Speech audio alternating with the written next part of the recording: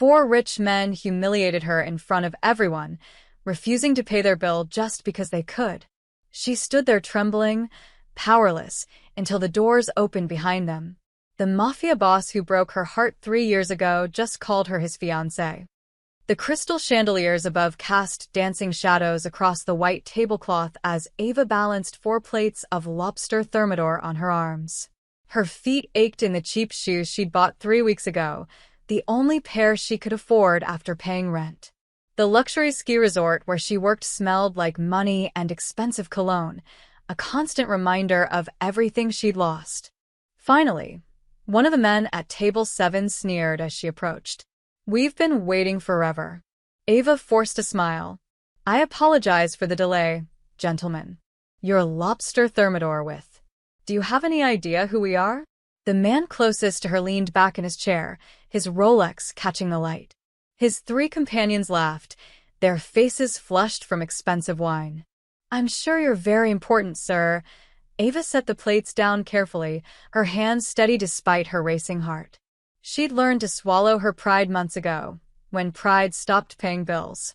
The man grabbed her wrist. Not hard enough to hurt, but firm enough to stop her from leaving. "We just closed a $50 million deal today." $50 million. You probably don't even know what that number looks like, written down. Ava pulled her hand back gently. "Congratulations. Can I get you anything else?" Actually, another man spoke up, studying her face with unsettling intensity. His eyes narrowed. "Wait. I know you." Ava's blood ran cold. "Ethan, what are you talking about?" the first man asked. Ethan Ward stood up slowly, a cruel smile spreading across his face. "Ava Chun." "You're Ava Chun," he turned to his friends, gesturing dramatically. "Gentlemen, we're being served by royalty tonight." Her father used to own Chun Industries, had contracts with half the companies in the state. The word "used to" hit Ava like a punch to the stomach. "What happened to Daddy's empire, sweetheart?" Ethan continued, his voice dripping with mock sympathy. "Oh, that's right. Bad investments. Poor business decisions. Company went bankrupt, didn't it? 3 years ago." Ava's fingernails dug into her palms. "Will there be anything else?" "My father bought your dad's company for pennies," Ethan said, loud enough for nearby tables to hear. Other diners were starting to stare. "Stripped it for parts. Made a fortune. Your father was weak. Bad at business. That's just how the world works." That was a lie. Ava knew it was a lie. Her father had been brilliant, honest, careful. But 3 years ago, everything fell apart impossibly fast. Contracts disappeared, partners backed out, banks called in loans all at once. Her father died of a heart attack 6 months after losing everything. Her mother followed a year later, broken by grief. "The bill for your table is $847, Ava said quietly, pulling the check from her apron. "Whenever you're ready." Ethan snatched the bill and tore it in half. "We're not paying." The other 3 men laughed. "Excuse me?" Ava said. "You heard me. We're not paying." Ethan crossed his arms. "The service was terrible. The food was cold. And frankly, I find it offensive that a place this nice would hire someone from such a fallen family. It's bad for the ambience." Ava's manager, Marcus, appeared at her elbow. "Is there a problem here?" "Yes," Ethan said smoothly. "Your waitress has been rude and incompetent all evening. We're not paying for this disaster of a meal. And if you try to charge us, I'll make sure my lawyer has this restaurant shut down by morning. My family owns half the businesses in this valley." Marcus's face went pale. Ava had seen that look before, the look of someone calculating whether justice was worth the cost. "Ava," Marcus said quietly, "maybe you should apologize to these gentlemen." "What?"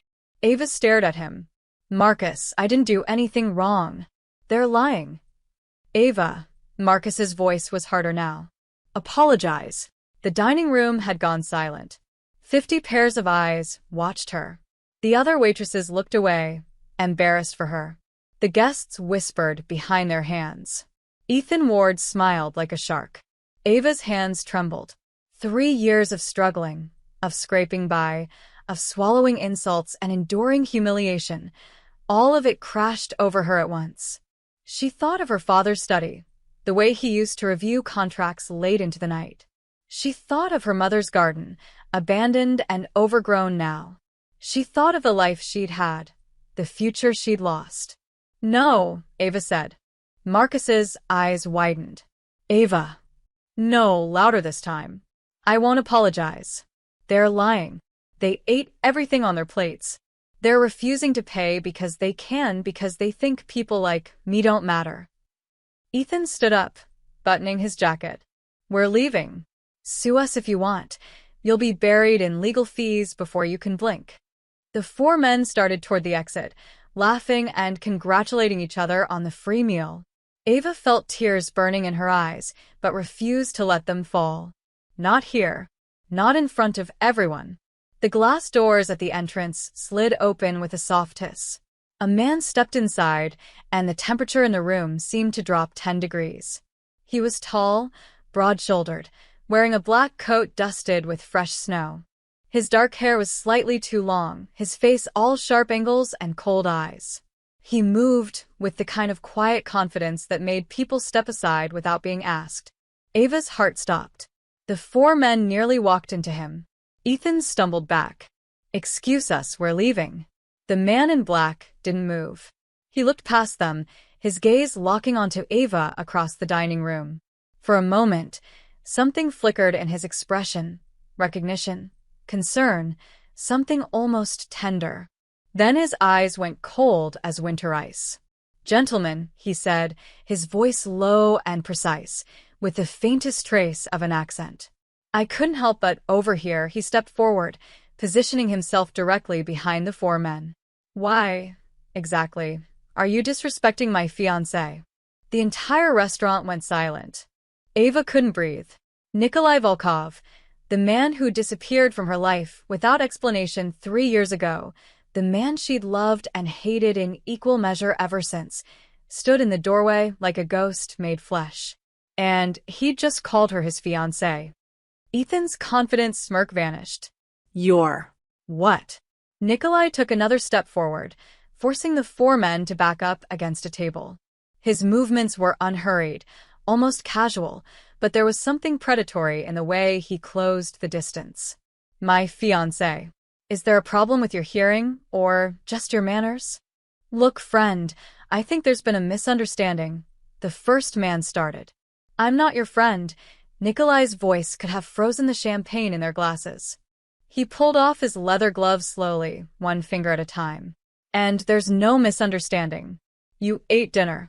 You insulted the waitress. You refused to pay." He tucked the gloves into his coat pocket. "Did I miss anything, Ava?" Ava's mind was spinning. 3 years. 3 years without a word, without an explanation, and now he just walked in like no time had passed? But something in his eyes warned her to play along. "They tore up the bill," she said, her voice steadier than she felt. $847. $847, Nikolai repeated, as if memorizing it. He reached inside his coat. The four men flinched. Nikolai pulled out a wallet. Black leather, simple, worn. He counted out $900 bills without looking down, his eyes never leaving Ethan's face. 900. The extra is for Ava's trouble. He held the money out. Nobody moved to take it. "Here's what's going to happen," Nikolai continued, his voice soft but carrying across the silent restaurant. "You're going to apologize to Ava. Then you're going to walk out of here quietly. And tomorrow morning, you're going to forget this evening ever happened." He paused. "Are we clear?" Ethan tried to salvage his dignity. "Do you know who I am?" "My family owns Ward Industries." Nikolai's lips curved into something that wasn't quite a smile. "Your father is Richard Ward. Your company has holdings in real estate, manufacturing, and a suspicious number of offshore accounts in the Cayman Islands. You graduated from Princeton with mediocre grades and a cocaine problem you think nobody knows about. You drive a silver Porsche, license plate EDW, 2024, currently parked in spot 47 of the resort lot." The color drained from Ethan's face. "Shall I continue?" Nikolai asked pleasantly. "Or would you prefer to apologize?" The other three men were already backing toward the door. One of them grabbed Ethan's arm. Come on, man. Let's just go. I'm sorry, Ethan muttered, not meeting Ava's eyes. Louder, Nikolai said. Everyone should hear you. I'm sorry. Ethan's voice cracked with rage and humiliation. We were wrong. The service was fine. Nikolai handed the money to Marcus, who took it with shaking hands. For the meal and for any distress caused to your staff. I trust we won't have any further issues. Marcus nodded frantically. No, sir. No issues. None at all. The four men practically ran for the exit. The glass doors slid shut behind them with a definitive click. For a moment, nobody in the restaurant moved. Then the whispers started, low, urgent, spreading like wildfire from table to table. Ava caught fragments. The Volkov thought he was in Europe. Nikolai turned to her, and suddenly they might as well have been alone in the room. Up close, she could see the new lines around his eyes, the small scar on his jaw that hadn't been there before. He looked older, harder, like the years had carved something essential out of him. Ava, he said, and her name in his voice made her heart twist painfully.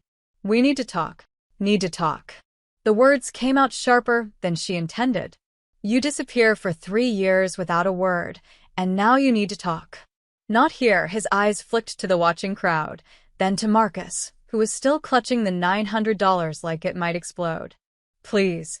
Ava yanked off her apron and threw it on the nearest table. Her shift was over anyway. She was supposed to work until 10, but Marcus could figure it out. 3 years of questions, of wondering if Nikolai was alive or dead, of lying awake trying to understand why he'd left. All of it was boiling over. Fine, she said. We'll talk. Outside. She pushed past him, through the glass doors, into the freezing mountain night. Snow was falling steadily now, covering the parking lot in white. The cold hit her like a slap. She'd forgotten her coat at her locker, but she wasn't going back for it. Behind her, she heard Nikolai's footsteps crunching in the snow. Ava, wait. She spun around. 3 years, Nikolai. 3 years. My father died. My mother died. I lost everything. And you just vanished. I know his face was unreadable in the shadows. I know, and I'm sorry. But I had reasons. Then you better start explaining, Ava said, her voice breaking. Because right now, I don't even know if I want you here. The snow fell heavier now, thick flakes catching in Ava's hair and melting against her flushed cheeks. She was shivering from cold or anger or both. She couldn't tell. Nikolai shrugged off his coat and moved to drape it over her shoulders. Don't. Ava stepped back. Don't act like you care now. He held the coat between them, patient. You're freezing. I don't need your help, but her teeth were chattering, betraying her. After a moment, she snatched the coat and pulled it around herself. It smelled like him. Cedar and smoke and something darker she couldn't name. The scent brought back memories she'd tried to bury. Late nights in his apartment, his laugh, the way he'd made her feel safe in a world that suddenly made sense. Before he destroyed it all by leaving. Talk, she demanded. And it better be good. Nikolai's jaw tightened. In the glow from the resort's lights, she could see the exhaustion etched into his features. There were people looking for me. Dangerous people. They found out about you. What people? Dangerous how? Ava wrapped the coat tighter. You never told me anything about your business, Nikolai. You kept me in the dark about everything. Because the dark was safer, his voice was rough. The less you knew, the less leverage they had. But they found you anyway. They sent photos, you leaving your apartment, having coffee with your mother, walking to your father's office. They wanted me to know they could reach you anytime. Ava's stomach turned. When? 3 years ago. March 15th, he said the date like it was burned into his memory. The day before I left. They gave me an ultimatum. Walk away from you completely, disappear, or they'd kill you to punish me for interfering in their operations. March 15th. That was 2 days before her father's company started falling apart. 2 days before everything went wrong. So you just left. Ava's voice rose. You didn't think to tell me? To warn me? You just vanished like I meant nothing. If I told you, you would have tried to stay. You would have fought it. Nikolai moved closer, his boots crunching in the snow. And they would have killed you, Ava. I couldn't, his voice cracked. I couldn't let that happen. My father died thinking he was a failure. Tears were streaming down her face now, hot against the cold air. My mother stopped eating, stopped living. I had to bury them both. I lost my home, my future, everything I knew. And you weren't there. You left me alone with all of it. I was there. The words were almost a whisper. Not close, but I was there. At your father's funeral, I was in the black sedan across the street. When you moved into that tiny apartment on Maple Street, I made sure the landlord didn't raise your rent. Every job interview you went to, every shift you worked, I had people watching, making sure you stayed safe. Ava stared at him, speechless. I know it doesn't fix anything, Nikolai continued. I know it doesn't make up for what you went through. But I never abandoned you, Ava. I loved you enough to stay away. That's not love. She shoved his chest hard. He barely moved. Love is staying. Love is fighting together. Love is trusting me enough to let me make my own choices. And if I had stayed, if they'd killed you because of me? His composure finally cracked, raw emotion flooding his face. Could you live with that? Because I couldn't. I can't. They stood in the snow, breathing hard, years of pain and anger and unspoken words hanging between them like ghosts. Why come back now? Ava asked finally. Why tonight? Nikolai's expression shifted, became carefully neutral again. Because the threat is gone. The men who wanted me dead, they're either imprisoned or eliminated. I've spent 3 years making sure of it. And because he hesitated. Because I found something you need to know. What? Your father's company didn't fail because of bad decisions. It was sabotaged. Nikolai pulled out his phone, thumbed it open, and showed her a screen full of financial documents. Those men in the restaurant, Ethan Ward and his friends, they orchestrated the entire collapse. Fake contracts, bribed officials, coordinated bank pressure. They destroyed Chin Industries on purpose to acquire it cheap. Ava grabbed the phone, her hands shaking so badly she could barely read the screen. But the numbers were there, clear as day. Patterns of fraud. Email exchanges. Transfer records. This is evidence, she whispered. This could. Clear your father's name. Yes, Nikolai's voice was gentle now. But there's more, Ava. And it's going to get dangerous. That's why I need you to trust me. Just one more time. Ava looked up at him, this man she'd loved and lost and never stopped thinking about. The snow fell around them like stars.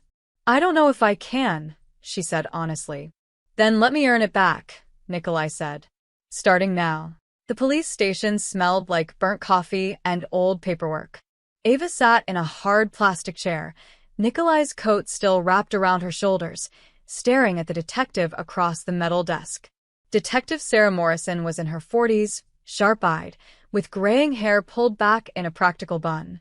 Let me make sure I understand, Morrison said, clicking her pen repeatedly. You're telling me that Ward Industries, one of the largest employers in this county, systematically destroyed your father's company through fraud 3 years ago? Yes, Ava's voice was hoarse. They'd been here for 2 hours already, ever since Nikolai drove them straight from the resort. My father didn't make bad investments. He was set up. Morrison glanced at Nikolai, who stood by the window like a sentinel. And you are? Nikolai Volkov. I'm a consultant. I've been investigating Ward Industries for 18 months. He moved to the desk and placed a thick folder in front of Morrison. Everything you need is in there. Financial records, email chains, witness testimonies. Ethan Ward and 3 of his associates, James Chun, Michael Russo, and David Park, have been running a sophisticated operation for 5 years. Morrison opened the folder, her pen clicking stopping abruptly. Her eyes widened as she scanned the first page, then the second. Where did you get this?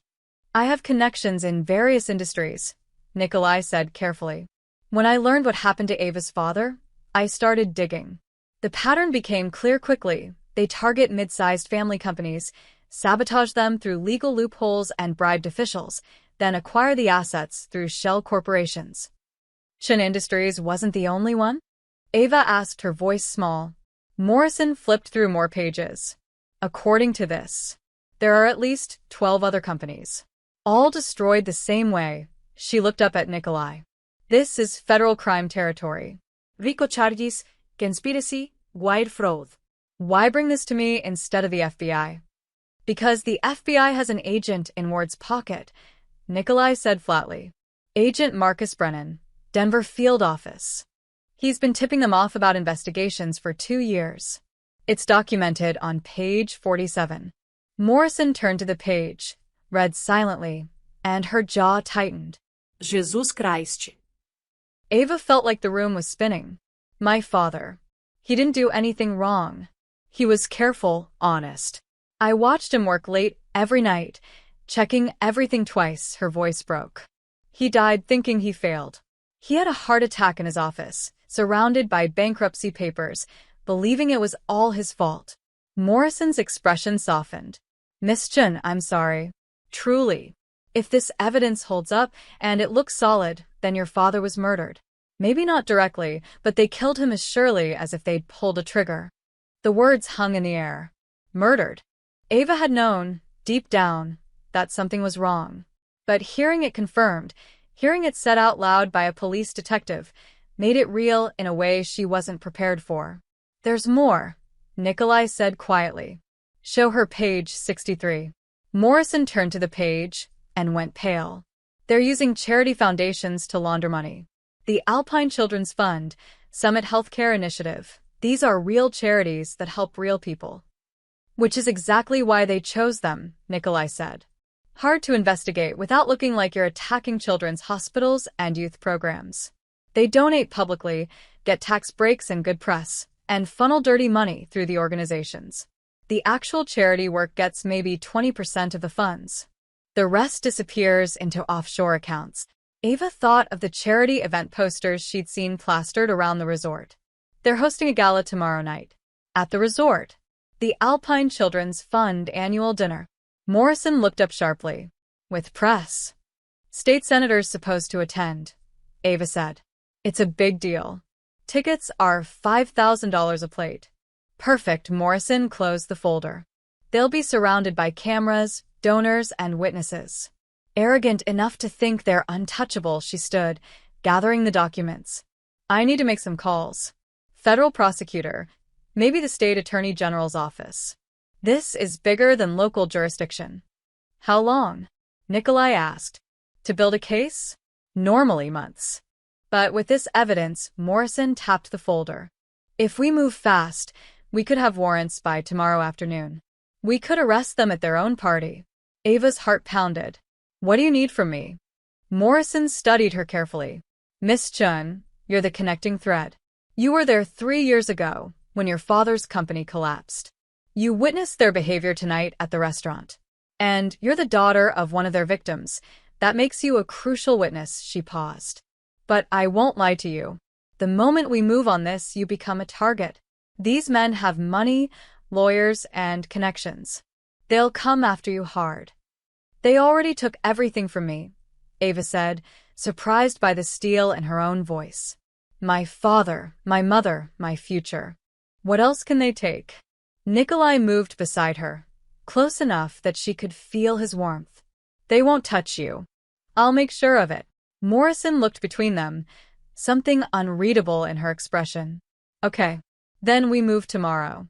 Be ready.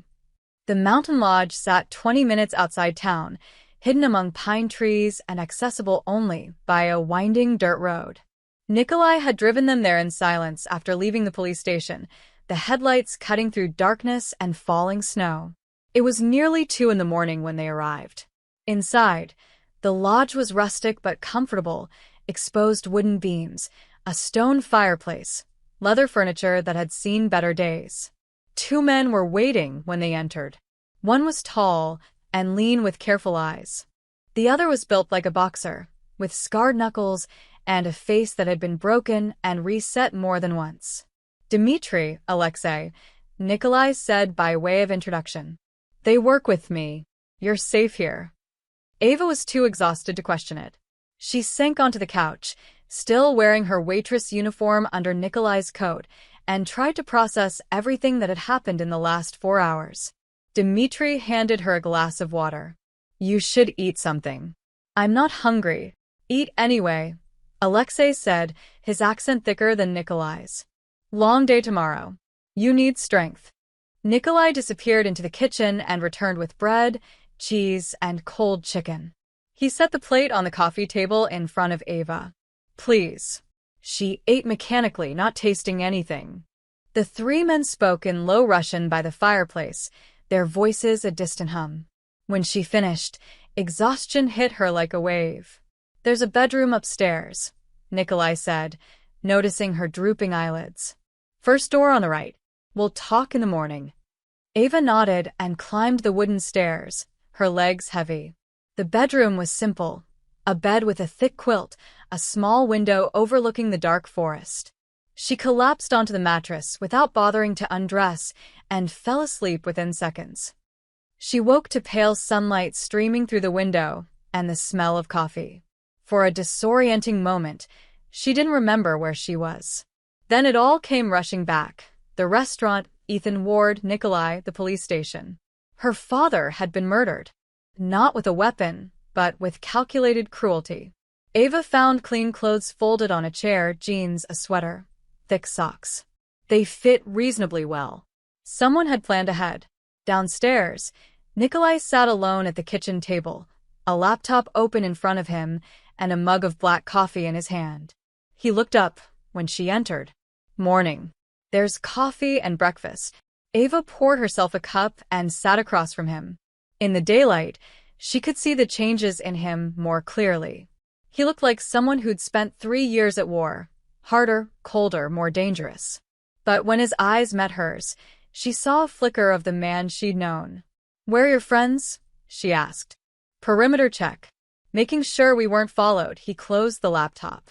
Ava, we need to discuss what happens next. Morrison said she'd move today. Get the warrants. Make the arrests at the gala tonight. That's the plan. But there's something Morrison doesn't know. Nikolai's expression was grim. Ethan Ward has private security. Ex-military, well-armed, and loyal because he pays them extremely well. If he suspects the police are coming, he'll run. He has resources in 6 countries and a private jet at the local airfield. Ava set down her coffee. So, what are you saying? I'm saying we need to keep him at that gala until the warrants are executed. We need him confident, distracted, unaware. Nikolai leaned forward. And the best way to do that is if you're there. Me? At the gala? Ava laughed bitterly. I'm the waitress he humiliated last night. You think he wants me serving him again? Not as a waitress. As my date. Nikolai's voice was steady. I've already purchased tickets. $50,000 for a private table. Nikolai Volkov, recently returned from Europe, making a generous donation. Ethan will see me as a potential business connection. Someone worth impressing. And he'll see me as what? Proof that you have questionable taste in women. He'll see you as someone who's moved on. Someone who's clearly under my protection now. Nikolai's jaw tightened. It'll make him angry, distracted. He won't be thinking about police investigations. He'll be thinking about how to undermine me, how to prove he's still powerful. Ava stood, pacing to the window. Outside, snow covered everything in pristine white. Peaceful. Deceptive. This is insane. These people destroyed my family. And you want me to get dressed up and have dinner with them? I want you to look them in the eyes when the handcuffs go on, Nikolai said quietly. I want you to see justice happen in real time. And I want your father's name cleared in front of everyone who matters. The senator, the press, the community leaders who'll be there. She turned to face him. What if something goes wrong? Then I get you out. That's non-negotiable. He stood, moving toward her. Dmitri and Alexei will be inside as guests. I'll have 3 more men positioned outside. You'll never be more than 10 feet from someone who can protect you. You're asking me to trust you again. I know I don't deserve it, his voice was raw. I know I broke that trust when I left. But I'm asking anyway. One night, Ava. Help me give you justice for your father. Then, if you want, you never have to see me again. The words stung more than she expected. Never see him again. Wasn't that what she wanted? Hadn't she spent 3 years hating him? But standing here now, looking at the man who'd loved her enough to leave and stayed close enough to protect her from the shadows, she wasn't sure what she wanted anymore. Okay, she said finally. I'll do it. For my father. Nikolai's shoulders relaxed slightly. Thank you. But Nikolai? She met his eyes. After tonight, we're going to talk. Really talk. About everything. No more secrets. No more secrets, he agreed softly. I promise. Ava spent the morning reviewing documents on Nikolai's laptop. Endless spreadsheets, emails, financial transactions that painted a picture of systematic corruption. Her father's name appeared repeatedly in files dated 3 years ago, each entry a knife wound in her chest. By noon, her eyes burned and her head throbbed. You need a break, Nikolai said, appearing with a sandwich she didn't remember him making. You've been staring at that screen for 4 hours. I need to understand what they did. Every detail. And you will. But not if you collapse from exhaustion, he set the plate down firmly. Eat. Then get some air. There's a path down to the frozen lake. It's safe, and Alexei will keep watch from a distance. Ava wanted to argue, but her body betrayed her with a wave of dizziness.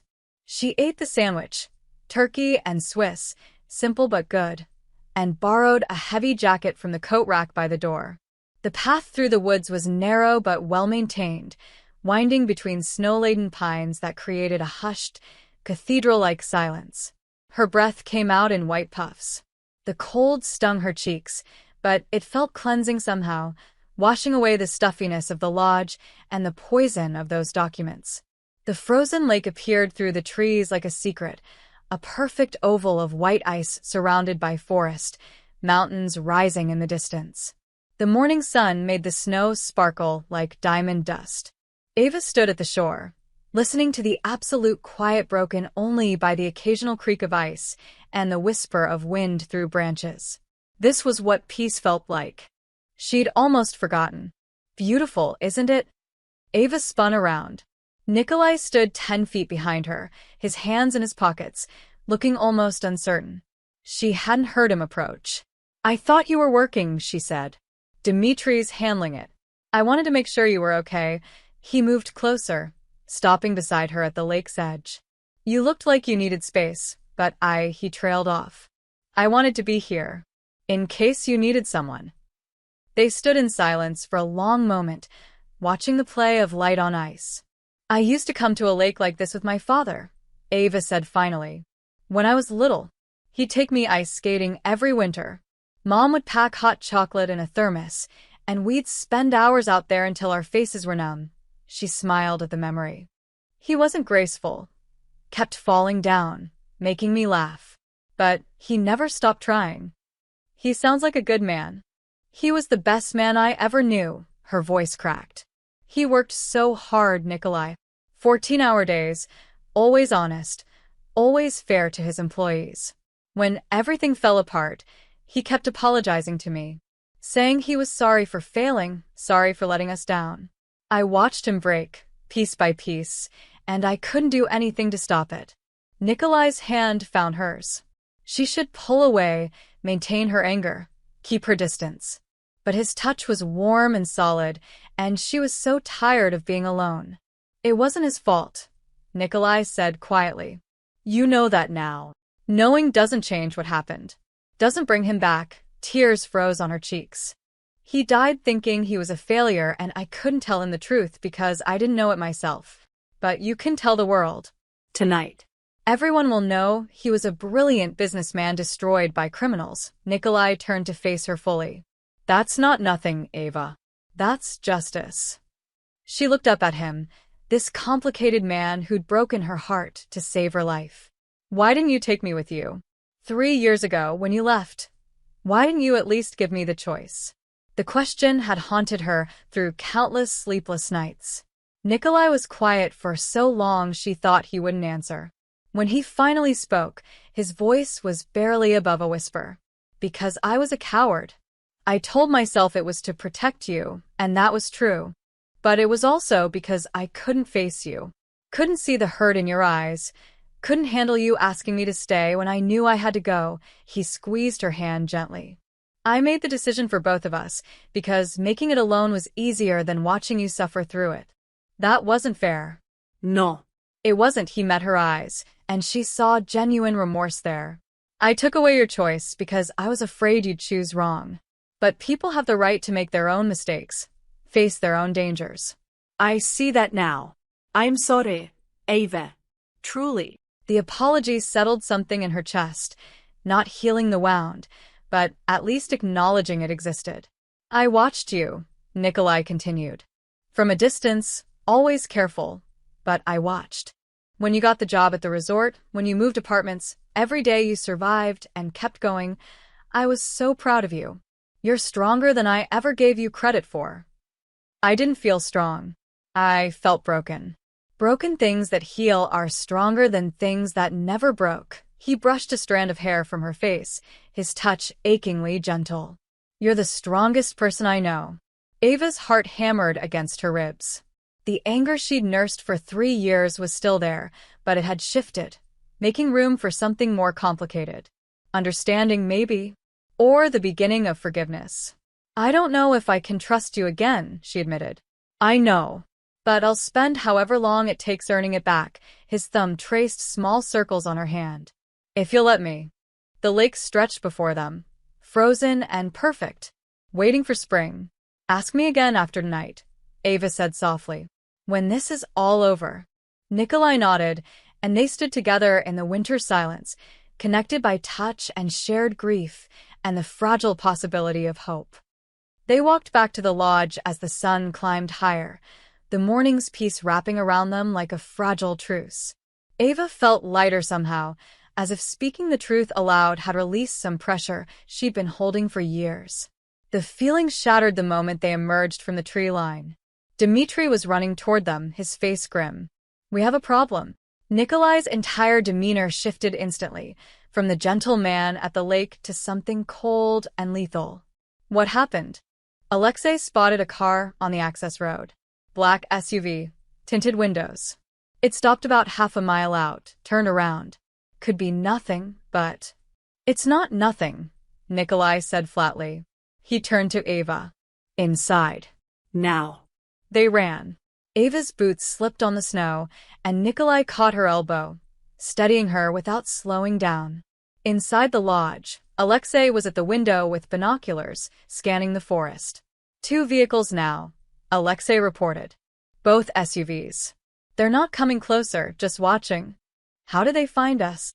Ava's pulse hammered in her throat. Nikolai was already moving, pulling weapons from a locked cabinet. 2 handguns, a shotgun. He checked each with practiced efficiency. Could have followed us from the police station. Could have tracked my car.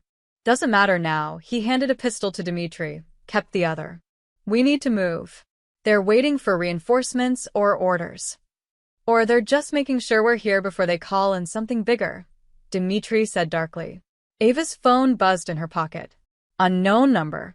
Her hand trembled as she answered. Hello.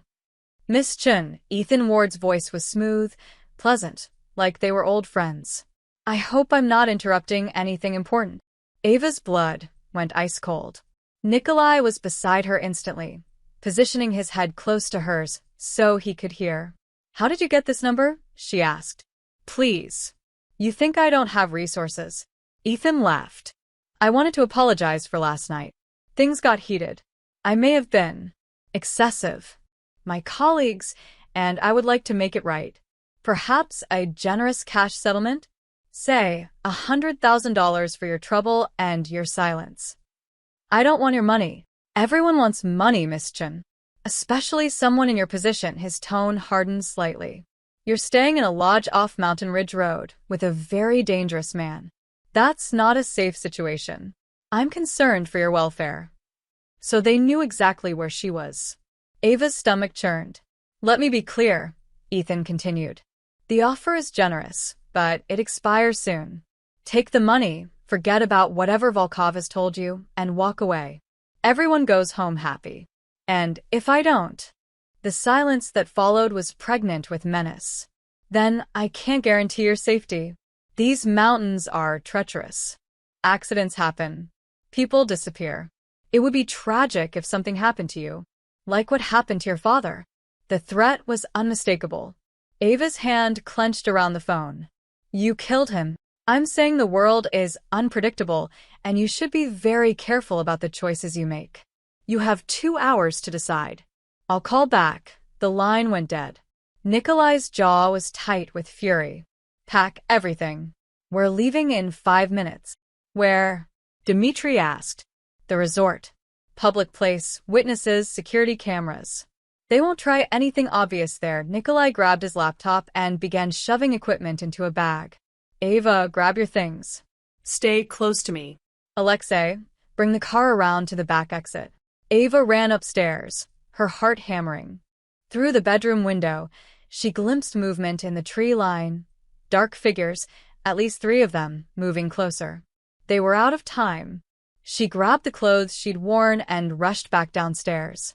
Nikolai took her hand. Back door. Fast and quiet.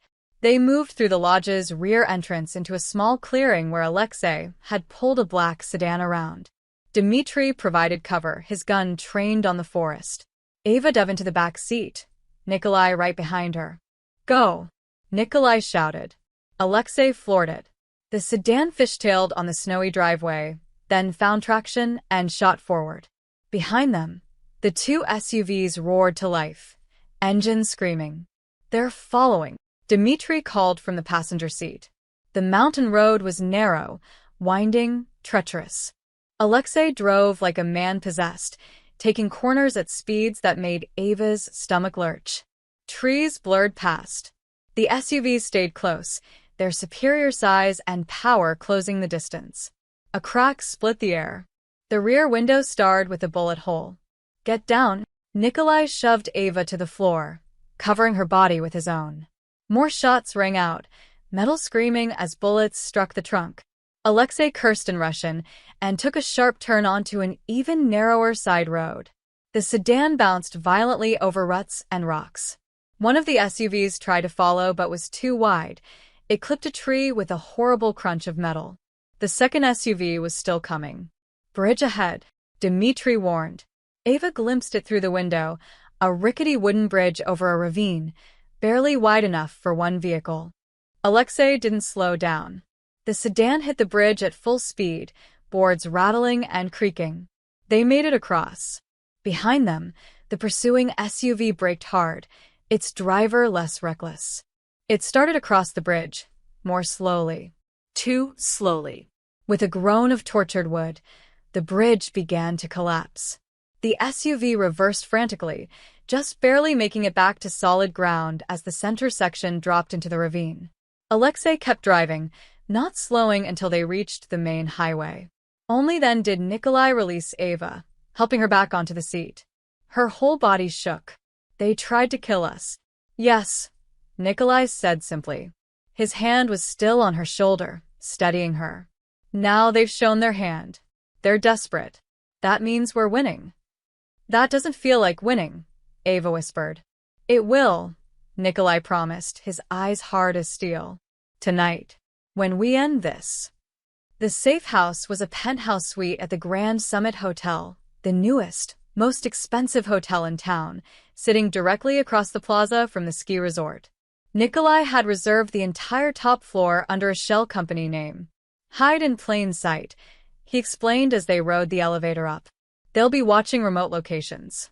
They won't expect us to be this close, surrounded by tourists and security.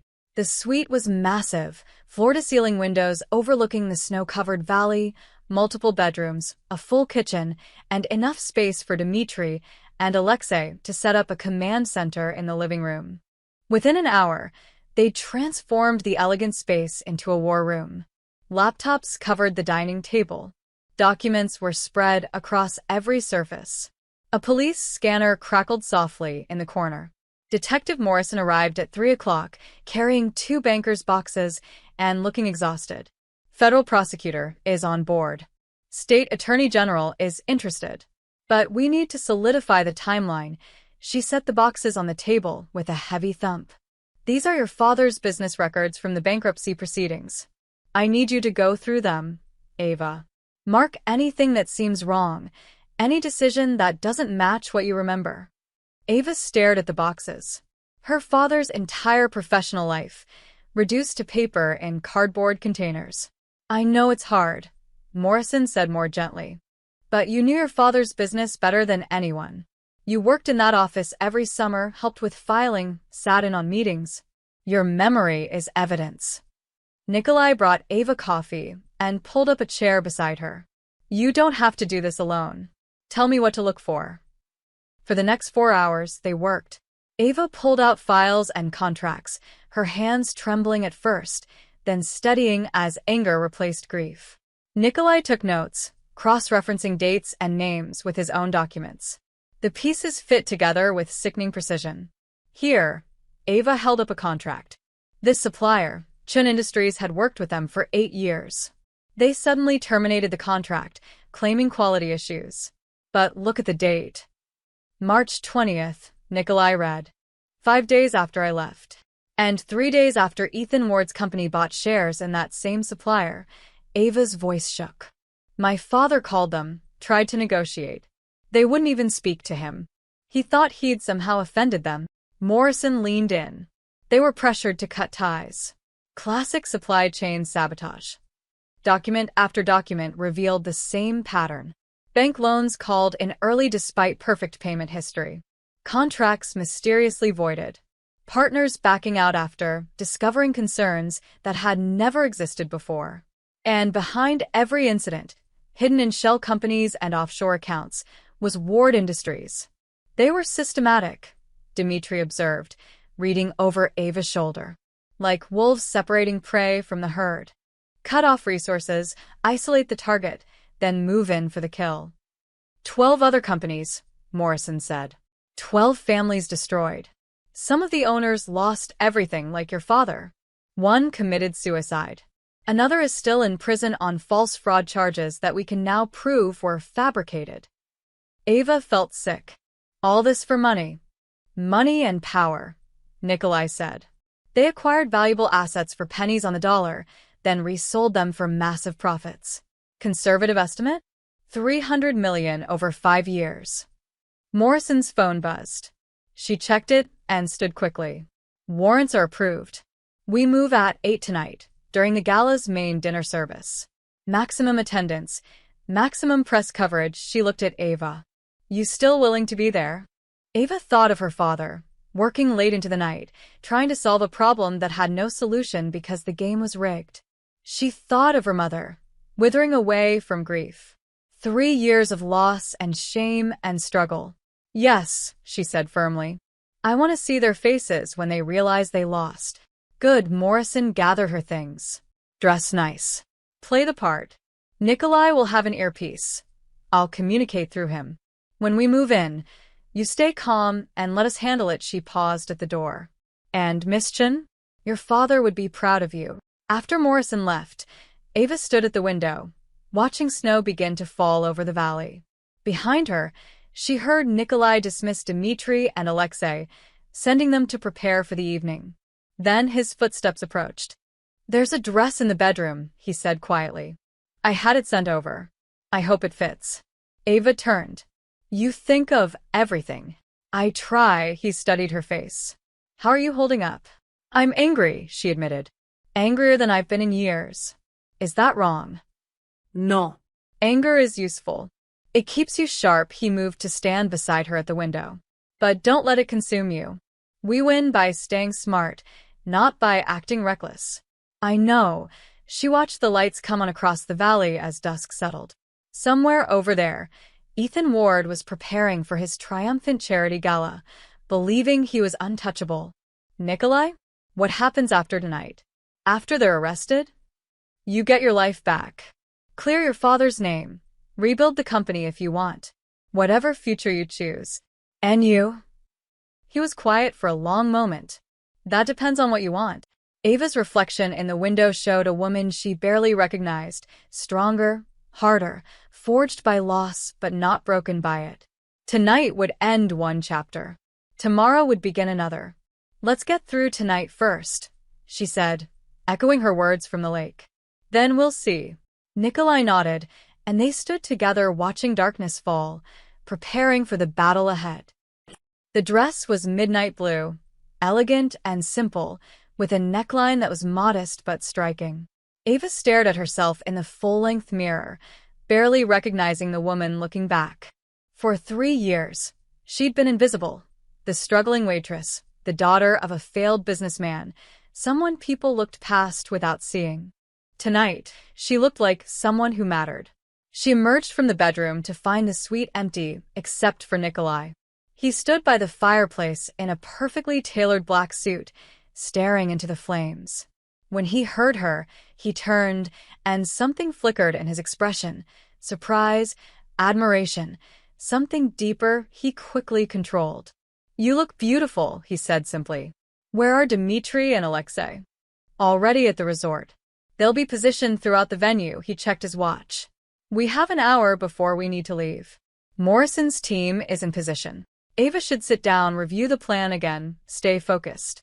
Instead, she found herself walking to the fireplace, standing beside Nikolai in the warm glow. The question that had haunted her at the lake came back, sharper now. "If you loved me," she said quietly, "why didn't you take me with you instead of disappearing?" Nikolai's shoulders tensed. "Ava. No, I need to understand." "Really understand?" She turned to face him. "You say you left to protect me, but you didn't trust me enough to make that choice myself. You didn't trust me to be strong enough to handle the truth." "It wasn't about trust." "Then what was it about?" Her voice rose despite her efforts to control it. "Because from where I stood, it felt like abandonment. Like I wasn't worth fighting for. Like you decided I was too weak, too fragile, too insufficient to be part of your real life." "That's not true." Nikolai's composure cracked, emotion flooding his face. "God, Ava, that's not true at all. You were the only good thing in my world. The only clean, honest, beautiful thing I had." "Then why?" "Because I was terrified." The words burst from him like they'd been locked away too long. "I was terrified that my world would contaminate yours. That my enemies would hurt you because of me. That I'd get you killed and have to live with that for the rest of my miserable life." He moved closer, his hands clenched at his sides. "You want the truth? I didn't trust myself. I didn't trust that I could keep you safe if you stayed close. So I made the choice for both of us, because I was a coward." Ava's breath caught. She'd expected excuses, justifications. Not this raw admission of fear. "Every day for 3 years I watched you," Nikolai continued, his voice rough. "From a distance, always careful, but I watched. When you moved to that apartment on Maple Street, I was the one who made sure the heat worked through winter. When you got sick that autumn and couldn't afford medicine, a hospital charity fund mysteriously covered your bills. When your landlord tried to evict you, he suddenly decided to extend your lease. That was you." Ava whispered. "All of it. I couldn't be near you, couldn't touch you, couldn't tell you I was there. But I never stopped protecting you. Never stopped loving you." His voice broke on the last word. "I watched you bury your parents alone because I couldn't risk showing myself. I watched you work double shifts until you could barely stand. I watched you survive, day after day, and I was so damn proud of you, and so angry at myself for not being there in a way that mattered." Tears streamed down Ava's face. 3 years of pain and loneliness and feeling abandoned suddenly reframed, not as rejection, but as the most painful act of love she could imagine. "I needed you," she said, her voice breaking. "Not money or fixed heaters or charity funds. I needed you, the actual you, standing beside me. I know. And I failed you." Nikolai's eyes were bright with unshed tears. "I thought distance would keep you safe, but it just hurt you in a different way. If I could go back, if I could do it differently. But you can't."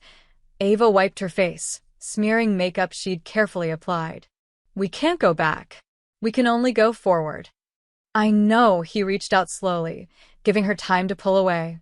When she didn't, he cupped her face in his hands, his touch achingly gentle. But I need you to know, leaving you was the hardest thing I've ever done. Not being with you these 3 years has been torture. And if you give me another chance, I swear I'll never make that choice for you again. I'll trust you to be as strong as I know you are. I'll trust us to face whatever comes together. Ava closed her eyes, feeling his warmth, his solid presence. Part of her wanted to stay angry, to nurse her hurt like armor. But anger was exhausting, and she was so tired of being alone. I forgive you, she whispered. The words felt like releasing a weight she'd carried for years. I don't know if I can trust you completely yet, but I forgive you. Nikolai let out a shuddering breath. He pulled her close, wrapping his arms around her, and she let herself sink into the embrace. They stood there by the fireplace as the flames danced, holding each other. 3 years of separation finally bridged. After tonight, Nikolai murmured into her hair, no more shadows. No more secrets. Just us, figuring it out together. Together, Ava agreed softly. They had 20 minutes before they needed to leave. 20 minutes of peace before walking into danger. They spent it in silence, holding each other, gathering strength for the battle ahead. The resort's grand ballroom glittered like something from a fairy tale. Crystal chandeliers cast warm light over tables draped in white silk. 500 guests in evening wear sipped champagne and laughed, their jewelry catching the light. A string quartet played softly near the stage where a banner proclaimed, Alpine Children's Fund Annual Gala, building tomorrow's future. Ava's hand tightened on Nikolai's arm as they entered. Every instinct screamed at her to run. Breathe, Nikolai murmured, guiding her smoothly through the crowd. You belong here more than any of them. Their table was near the front, prime positioning that had cost Nikolai a fortune. Dmitri was already seated there, looking uncomfortable in a tuxedo, pretending to be a business associate. Alexei was positioned by the bar, nursing a drink and watching the exits. Across the room, Ava spotted them. Ethan Ward held court at the center table, surrounded by his 3 friends and several prominent businessmen. He wore a white dinner jacket and a smile that made Ava's skin crawl. When his eyes found her, the smile faltered for just a moment before returning, sharper. He said something to his companions. They all turned to look. He knows we're here, Ava whispered. Good. Let him wonder why. Nikolai pulled out her chair with perfect courtesy, playing his role flawlessly, the mysterious European businessman with money and connections. The state senator arrived with a flurry of activity, cameras flashing, people rushing to greet him. Ethan positioned himself for a photo opportunity, shaking hands, his arm around the senator's shoulders. The picture of respectability. Waiters began serving the first course. Ava couldn't eat, her stomach tight with tension. She touched the small earpiece Nikolai had given her, currently silent but connected to Morrison's team outside. Patience, Nikolai said quietly, sensing her anxiety. Everything is in motion. Halfway through dinner, Ethan approached their table. His smile was predatory. Mr. Volkov, what a surprise to see you here. Nikolai stood smoothly, extending his hand. Mr. Ward, I heard this was the premier charity event of the season. I wanted to see for myself. They shook hands like civilized men. Ava watched Ethan's knuckles go white with the pressure of Nikolai's grip. And Miss Chun, Ethan turned to her, his eyes cold despite his smile. You've certainly moved up in the world since last night. New dress, new company. Quite a transformation. Mr. Ward, Ava kept her voice level, channeling every ounce of her father's dignity. Enjoying your evening? Immensely. Though I'm surprised you'd show your face here after our misunderstanding. He leaned closer, lowering his voice so only their table could hear. You should have taken my offer. 2 hours, I said. You made a poor choice. The only poor choice, Nikolai said pleasantly, his hand moving to Ava's shoulder, was yours. Threatening Miss Chun was unwise. Something dangerous flashed in Ethan's eyes. Is that a threat? Simply an observation. The earpiece crackled to life. Morrison's voice. 30 seconds. Keep him talking. Ava's heart hammered against her ribs. 30 seconds until 3 years of pain and loss finally meant something. Gentlemen, please. Ethan spread his hands in mock peace. This is a charity event. We're here to help children, not engage in petty disputes. He raised his voice, projecting to nearby tables. In fact, I'd like to invite Mr. Volkov to join us on stage in a moment. We're announcing this year's major donations. Perhaps you'd like to contribute. I have a better announcement, Nikolai said. The ballroom doors opened. Detective Morrison entered, followed by 6 uniformed officers and 2 federal agents in dark suits. The quartet stopped playing. Conversation died like a candle snuffed out. Ethan's face went pale. What is this? Morrison walked straight to their table, her badge held high. Ethan Ward, you're under arrest for conspiracy to commit fraud, racketeering, money laundering, and corruption. Her voice carried across the silent ballroom. You have the right to remain silent. This is insane. Ethan backed away. Senator, tell them, this is harassment. But the senator was already moving away, distancing himself as cameras flashed and reporters surged forward. Morrison's officers moved through the crowd, heading for the other 3 men at Ethan's table. James Chun, Michael Russo, David Park, you're also under arrest. Chaos erupted. Guests stood, voices rising in confusion and excitement. Reporters shouted questions. Ethan tried to run, but 2 officers blocked his path. Ava stood, her legs shaking but her voice clear and strong. You destroyed my father. The words cut through the noise. Chun Industries wasn't a failure. You sabotaged it. You murdered him with your corruption. Every camera in the room swung toward her. You don't know what you're talking about, Ethan snarled, struggling as officers handcuffed him. Your father was weak. My father was honest. Tears streamed down Ava's face, but she didn't care. He built something real while you stole from families and hid behind charity. You're a thief and a liar, and everyone here knows it now. Morrison stepped forward with a folder, holding it up for the cameras. We have documented evidence of systematic fraud targeting 12 companies over 5 years. Chun Industries was one of many victims. The full details will be released to the press tomorrow. The officers led the 4 men toward the exits. Ethan looked back once, his face twisted with rage and humiliation. This isn't over. Yes, Ava said quietly, though somehow he heard her. It is. The ballroom erupted in noise, reporters shouting questions, guests gossiping frantically, staff trying to restore order. Nikolai's arm came around Ava's shoulders, steady and protective. You did it, he murmured. It's done. Ava watched the doors close behind Ethan Ward, watched justice finally catch up with the man who destroyed her family. She should feel victorious, triumphant. Instead, she just felt tired. And free. The courthouse steps were crowded with reporters, cameras, and microphones. Ava stood at the podium, Detective Morrison beside her, and tried not to shake.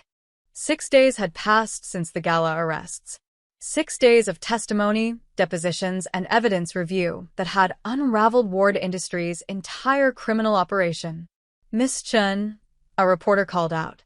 How does it feel to clear your father's name? Ava looked down at the prepared statement in her hands, then folded it and put it away. Some things needed to be said from the heart. My father, David Chun, was a brilliant businessman and a good man. For 3 years, I believed he'd failed, that somehow he'd made mistakes that cost us everything. I watched him die thinking he wasn't good enough. Her voice wavered, but held. Learning the truth, that he was deliberately destroyed by criminals. It doesn't bring him back. It doesn't undo the pain. But it gives him back his dignity. His legacy. What do you say to the other families affected by Ward Industries fraud?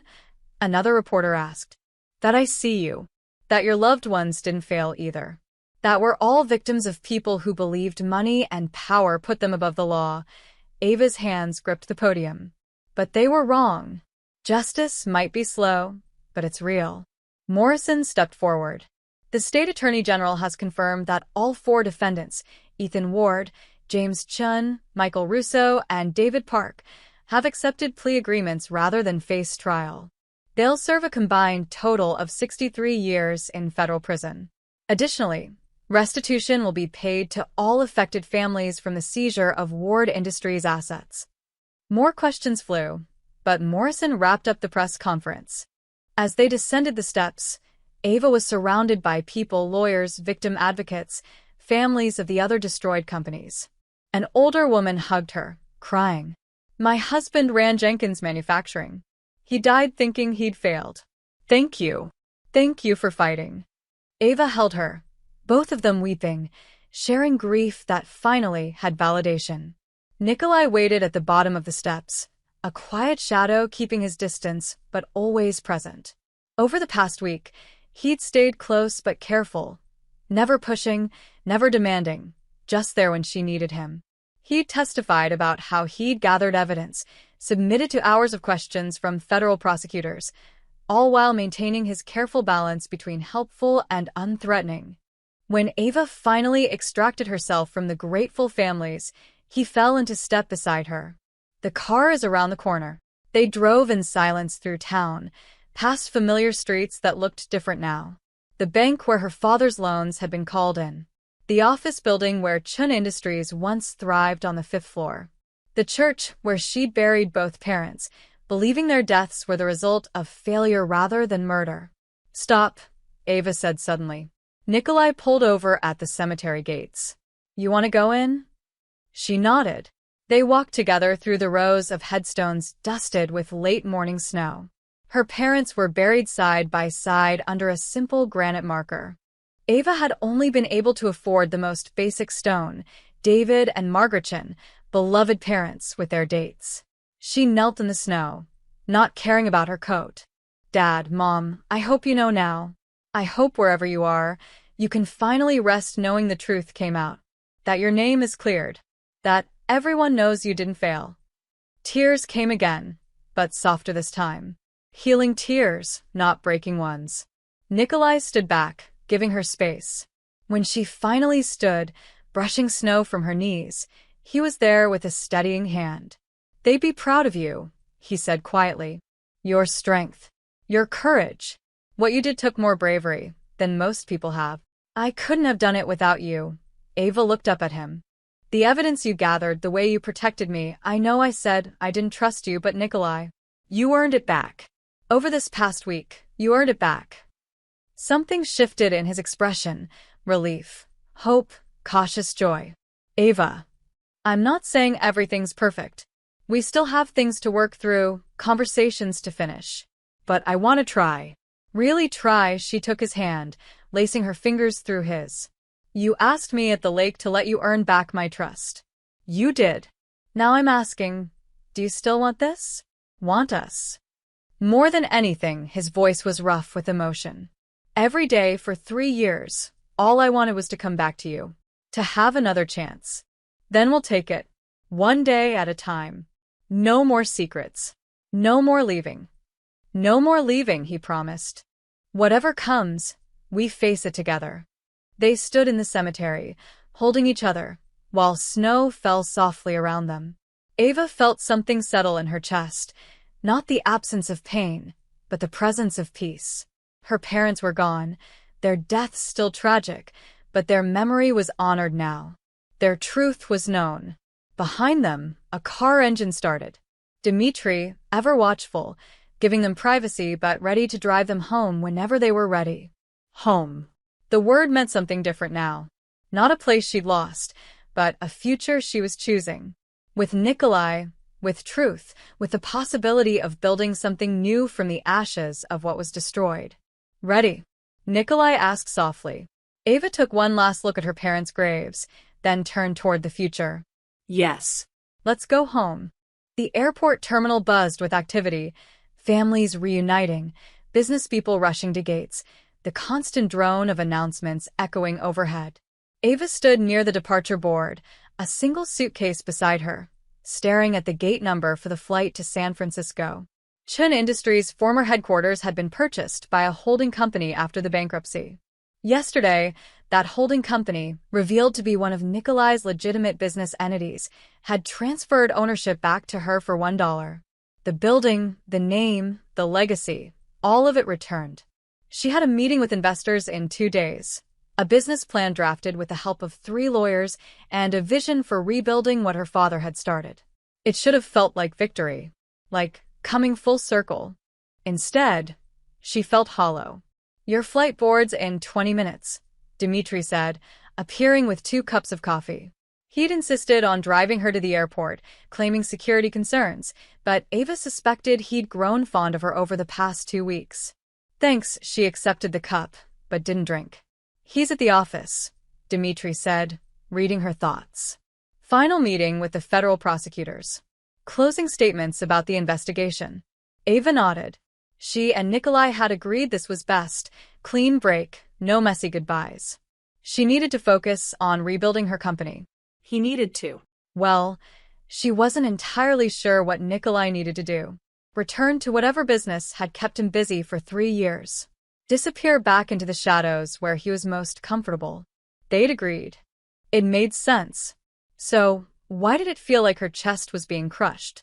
He loves you, you know, Dmitri's accented voice was matter-of-fact. I've worked for Nikolai for 8 years. Never seen him like this. Never seen him care about anything except the work. I love him too, Ava admitted quietly. But love isn't always enough. We have different lives, different worlds. I'm rebuilding a legitimate business. She gestured vaguely, unsure how to describe what Nikolai was. Trying to be a better man, Dmitri finished. For you. Because of you. The announcement crackled overhead. Flight 447 to San Francisco now boarding at gate 23. Ava picked up her suitcase. This was it. Forward motion. New chapter. Everything she'd fought for. Take care of him, she told Dmitri. Wait, Dmitri pulled out his phone, frowned at it, then looked toward the terminal entrance. Just wait 1 moment.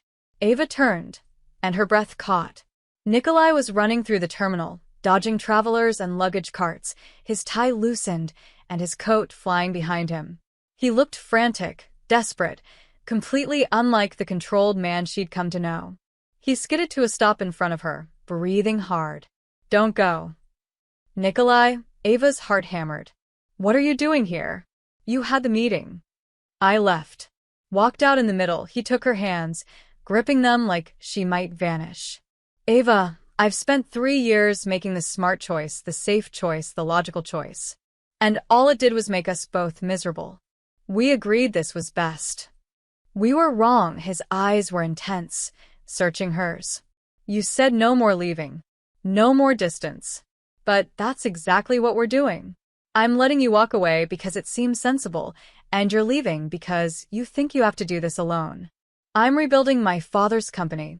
That's in California. Your business, your life, it's here. My business is portable.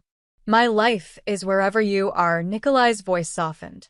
I spent 3 years watching you from a distance, telling myself it was for the best. I won't make that mistake again. If you want to rebuild Chun Industries in California, then I'll move to California.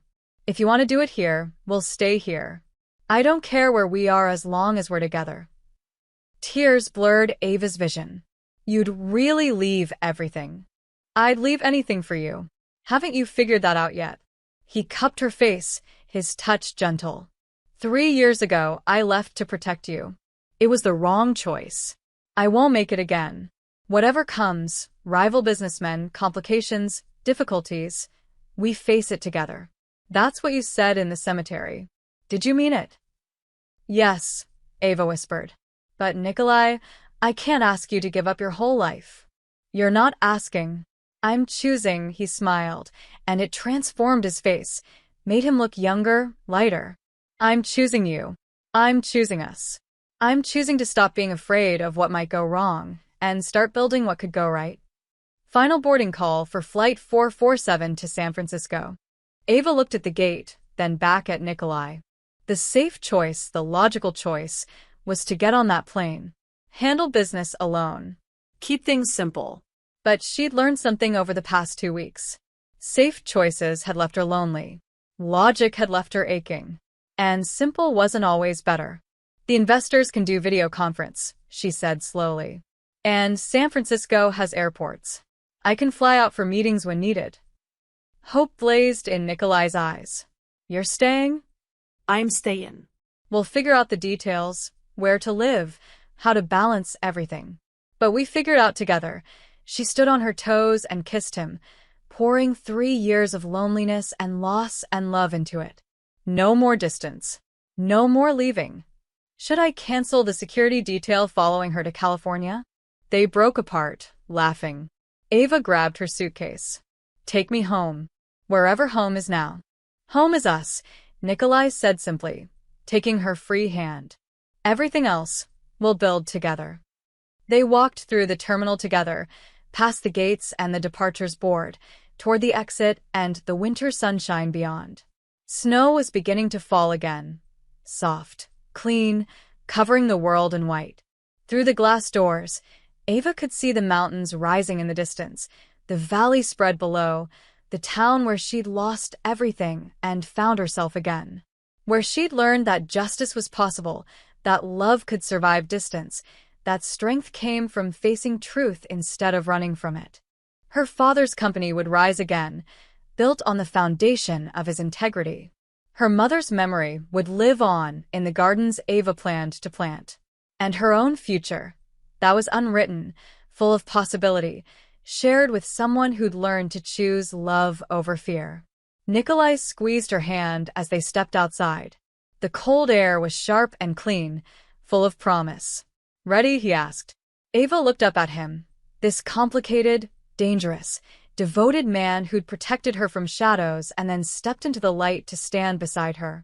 Ready, she said. And together, they walked toward whatever came next, leaving the past behind and choosing each other, again and again, with every step forward into the snow. The end.